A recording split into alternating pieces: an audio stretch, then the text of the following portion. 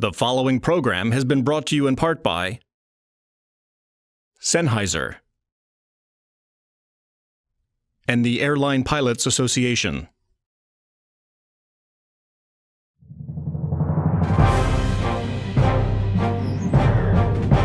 On this episode, we'll tell you what to expect while you travel for the holidays, why airlines are blending cooking oil with jet fuel, how airline pilots are spreading holiday cheer this season, and we'll give you a few tips on how to cope with holiday stress. All of this and more here on the Flight Deck.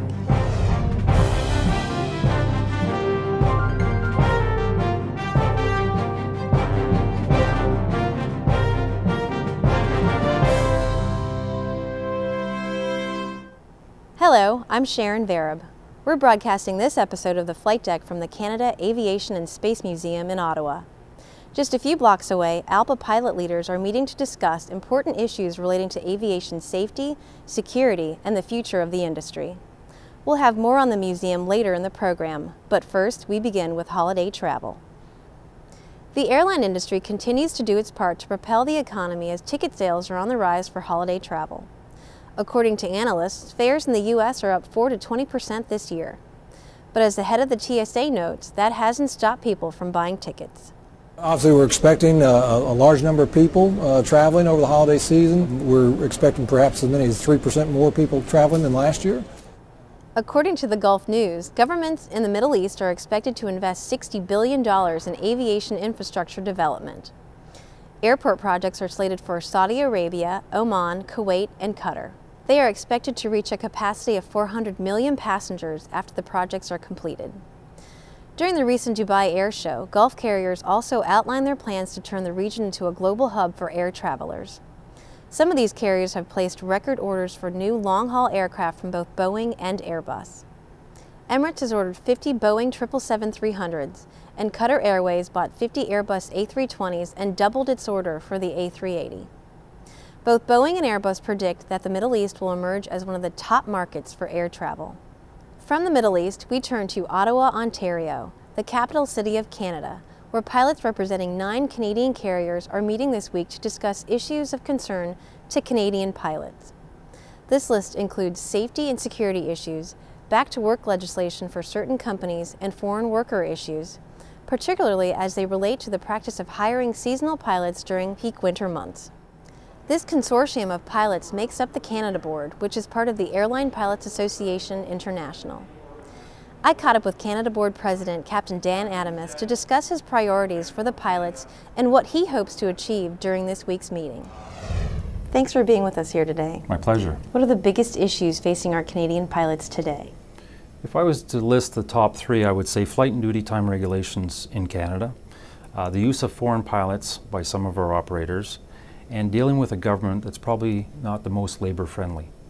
And if I was to expand on them, flight and duty time regulations are rather antiquated, and they need to be brought up to date with the latest science that's out there. On the use of foreign pilots, as long as we have one unemployed pilot in Canada, hiring foreign pilots is totally unacceptable to us. And with our government, they've demonstrated that they don't want to see a strike on their watch. And so if not being able to have a strike, which is ultimately the weapon when you're negotiating, causes you to change the way you negotiate. So we're having to shift gears there. Following the Canada Board meeting, pilots from the U.S. and Canada met as part of the North American Regional Group of the International Federation of Airline Pilots, or IFALPA. This meeting is an opportunity for both groups to exchange ideas on important issues like global alliances, mergers, open skies, and learn about initiatives being implemented by IFALPA on a global scale. Several airlines are taking first steps to introduce a cleaner and more efficient fuel source for flying their planes. Could the next flight you take use vegetable oil to power the jet engines? Here's Flight Deck correspondent Jen Sutton with more on this story. On the day that Alaska launched its biofuel service, banners hung in the area of gates C10 and 12 at SeaTac Airport, announcing that the flights departing from those gates would be flown using alternative fuel. While some passengers expressed minor concerns about safety, those concerns were alleviated when they learned that biofuel met the same stringent standards as normal jet fuel. And overall, reaction to the news was overwhelmingly positive. I'm all for cleaner emissions. I'm all for more efficient fuel. I'm all for all of that kind of stuff. Alaska First Officer Cale Seymour, who piloted the first flight between SeaTac and National Airport, has long championed the benefits of biofuel for aviation. The original concern 4 or 5 years ago from Boeing was that the congealing aspects of it at high altitudes and low temperatures, but evidently the freeze point's lower, flash point's higher. It's a more efficient burn, and it's actually better on the components of the engine. So it's kind of a win-win. These first flights won't change the industry overnight, but the hope is that they will be a catalyst that helps propel the biofuel industry forward. Alaska MEC Chairman First Officer Paul Stewart is not surprised to see his carrier at the forefront. Alaska's always been innovators in the airline industry, from the use of RMP technology for satellite-based approaches down to the current use of biofuels. While the era of greener skies isn't here yet, there is excitement and a sense of optimism about the future. Reporting from the flight deck, I'm Jen Sutton. In addition to Alaska and United, most major U.S. carriers are expected to conduct their own biofuel tests over the next few years. Have congested airports and the demands of the winter holiday season stressed you out? We'll have pointers on how you can cope after the break. From the first time I boarded a commercial plane as its pilot, I've embraced the responsibility I have to the safety of my passengers and crew. And I have the best flight gear, even the headset certified for commercial duty. It lets me concentrate on the task at hand, making this the safest flight my passengers will ever have. The feature-packed HMEC 26 provides long-wearing comfort and more than 18 dB of noise reduction. Try the HMEC 26 on your next flight and hear the difference for yourself.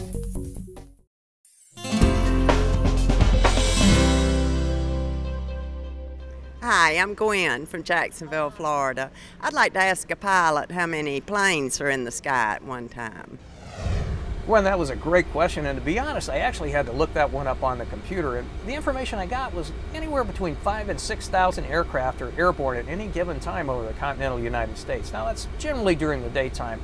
That doesn't include military aircraft, cargo aircraft, or even the light civilian jobs that we see out flying around. At night, there's probably quite a few less, maybe 3,000 or 4,000, and of course, worldwide, thousands upon thousands more. It's hard enough dealing with the pressures of being an airline pilot. Add to that the financial burdens, family tensions, and general life stresses that come along with the holidays, and it's more than anyone should have to handle. Here's Kimberly Seitz with how you can take the stress out of your holiday season. 'Tis the season to be jolly. However, the stress of the season can sometimes ruin your holiday and harm your health.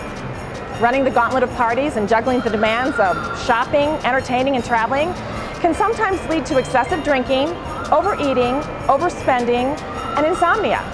What can you do to survive? The Mayo Clinic offers a variety of tips to help minimize holiday stress.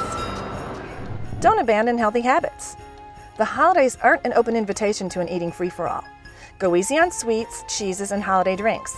Make sure you get plenty of sleep and lots of physical activity. Stick to a budget. Decide how much money you can afford to spend before you go gift shopping.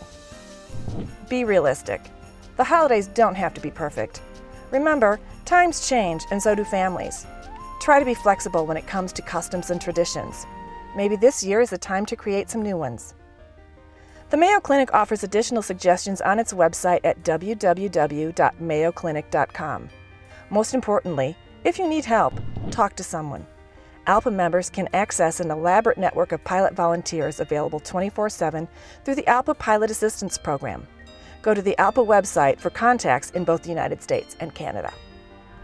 Whatever your holiday plans, don't forget to make time for yourself. Sometimes just 15 minutes without distraction is enough to re-energize yourself to forge ahead.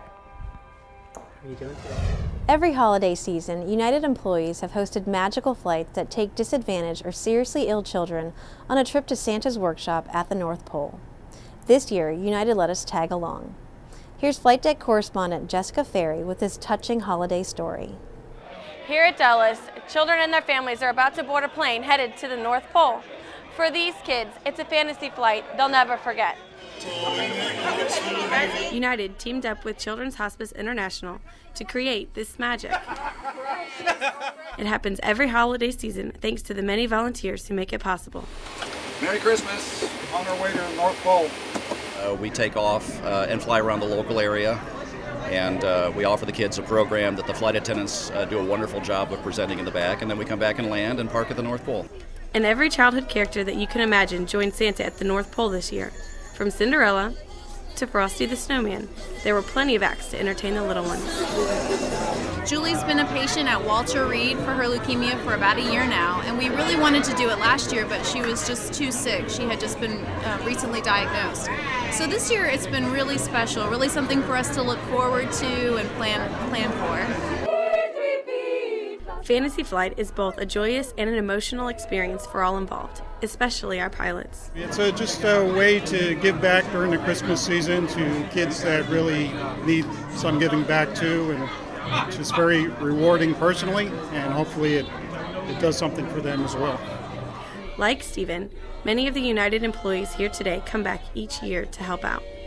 Based on the looks of these kids' faces, I can see why. For the Flight Deck, I'm Jessica Ferry. Now it's time again to watch and win. First, congratulations Spencer Rowe for making it to the next round.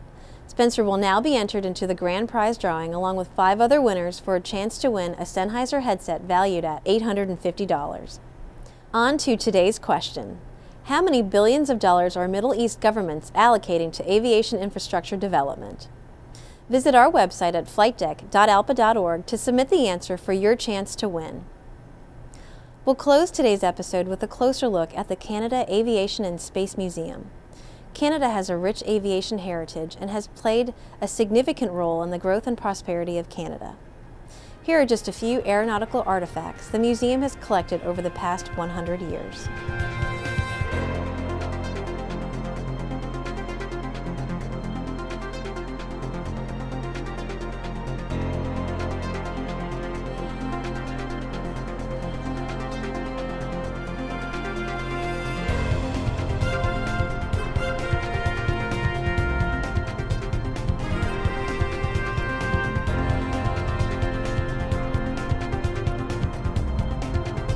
From all of us here, happy holidays.